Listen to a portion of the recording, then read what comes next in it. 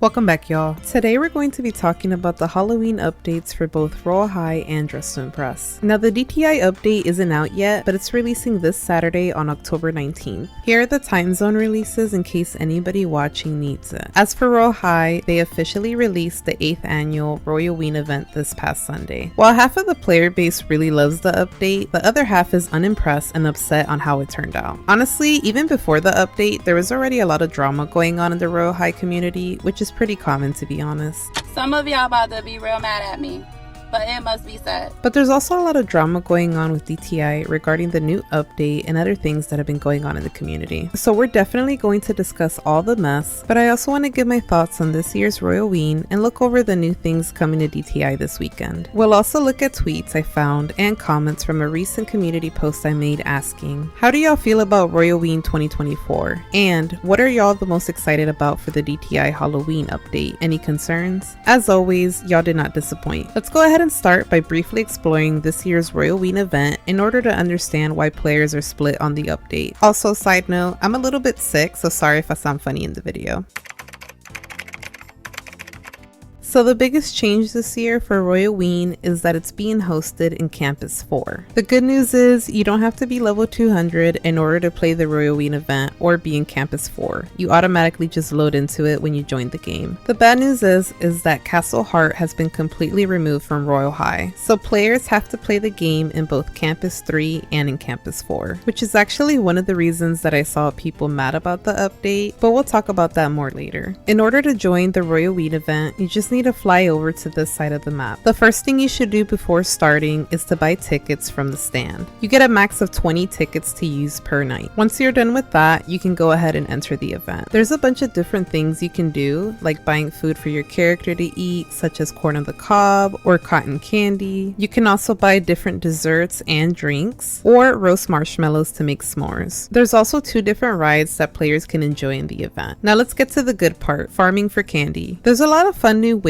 to farm for candy this year compared to last year. In Royalloween 2023, from what I remember, you were able to trick-or-treat in Wickery Cliffs and also ghost hunt for candy at the haunted house. This year, players can farm candy by purchasing a leaf blower with tickets in order to clean up leaves around the event, which gives you candy. There's matchmaking tarot cards with the fortune teller. You can count acorns, which is super easy to get candy with. And my personal favorite, you can bake desserts in the bakery. Besides the mini games, there's also mini events that you can participate in order to collect candy. They have the classic apple picking, pumpkin weighing contest, which I got 2nd place in. There's also the Witch's Night Flight, where you can fly on a broomstick to collect 50 candies. There's a cornfield maze, which I haven't been able to play yet, but I heard it's kind of easy. And finally, the costume contest, which has a different theme every night. And of course, the reason for grinding is to get the super cute items that were added for the Halloween event. The main thing I saw a lot of Royale High players excited about was the release of the reworked steampunk set, which also has a lot of drama around it. So let's just go ahead and move to the next section.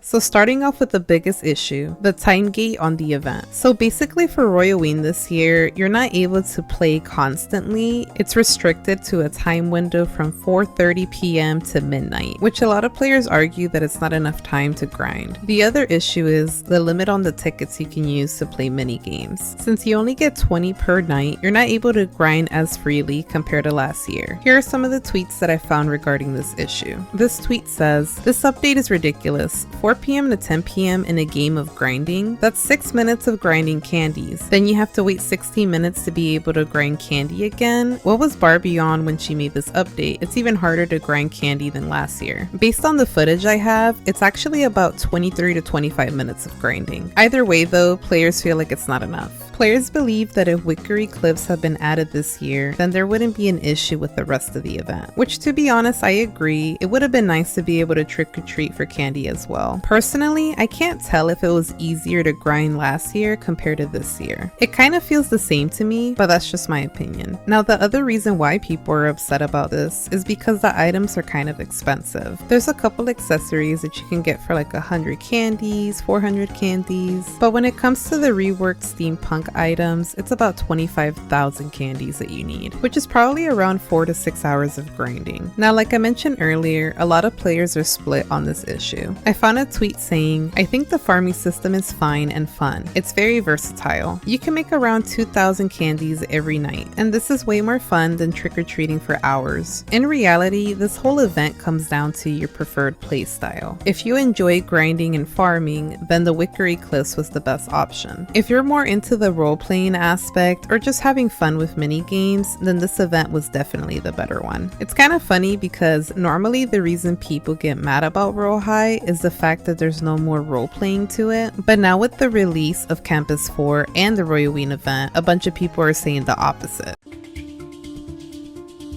It's basically a battle between OG Royale High players and then newer players. Now moving on to the other drama, the update was delayed similar to last year, which led to a lot of backlash online. Anytime the Royale High account or any of the devs posted something, people would go in the comments saying to hurry up and release the update, where's the update, when is it coming? You need to calm down.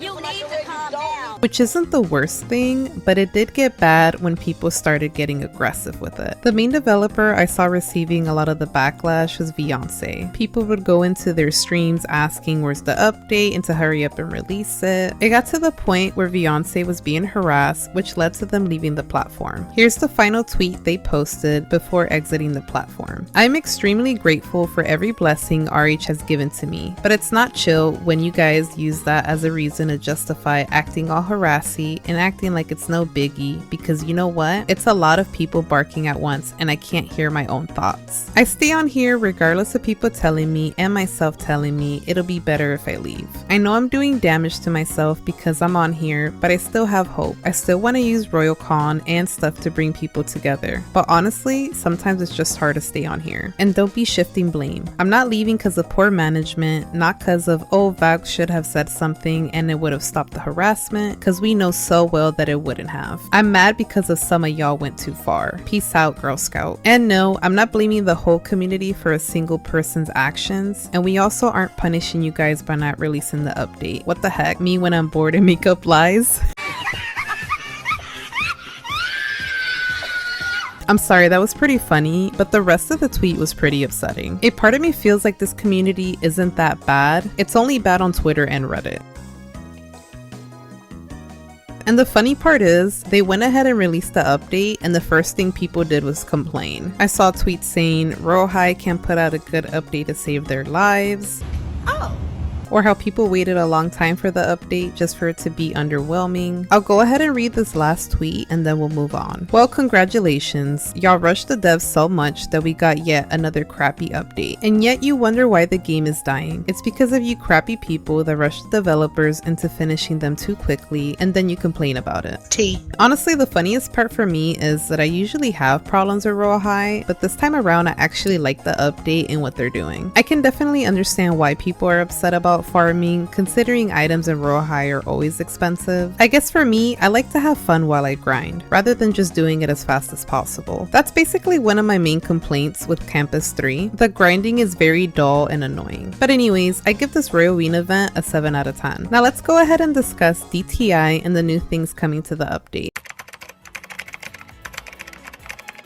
The new update coming out is projected to be the biggest they've ever had. I remember reading somewhere that there's going to be 35 new hairstyles added, which hopefully includes the Draculaura and Harley Quinn inspired hairstyle. There's also a bunch of new makeup looks that are going to be added, including a new male face, which I think are super cute and I'm so excited for. There's also a sneak peek for new patterns that are going to be added to the game, which I'm super happy about because we definitely need new patterns. Now regarding clothing and accessories, I was only able to find sneak peeks for this hat right here that'll have different toggles, and they're going to release a rework for this dress. I did read somewhere that they're going to add a bunch of new clothing items and props for both the default section and VIP. Editing me here, I forgot to mention they're adding a witch broom and a witch hat. I can't tell if the rest of the outfit in this video is new, but if it is, hopefully they're going to add that as well. Okay, back to the video. Besides that, there's a new pose pack coming to the game. Here's some leaks I found for the new poses as well as the new dance experiences. And let's not forget about the incredible lobby that was created by Moto Princess for this update. And finally, the Lana lore. They've been teasing a lot of the new stuff that's coming out for Lana regarding her family, the asylum, as well as hinting new characters that are going to join the story. The most recent reveal being that Call Me Haley is going to be a part of the Lana lore. There's definitely going to be a lot to explore and investigate, which is my favorite part, to be honest. A part of me does wonder if this update will wrap up the Lana lore, but it's also possible it'll leave more questions than answers. This is probably the most excited I've seen people for an update. I even saw people saying they were thinking of calling off of work on Saturday just so they could play. Me personally, I'm going to do a live stream this Saturday on YouTube. That way I can give away VIPs as well as custom makeup. It'll also be a face cam stream with a costume, so stay tuned. While the majority of the community is excited for the update, there's a lot of people with concerns or just upset about certain things regarding this. So let's go ahead and move on to the drama section for DTI.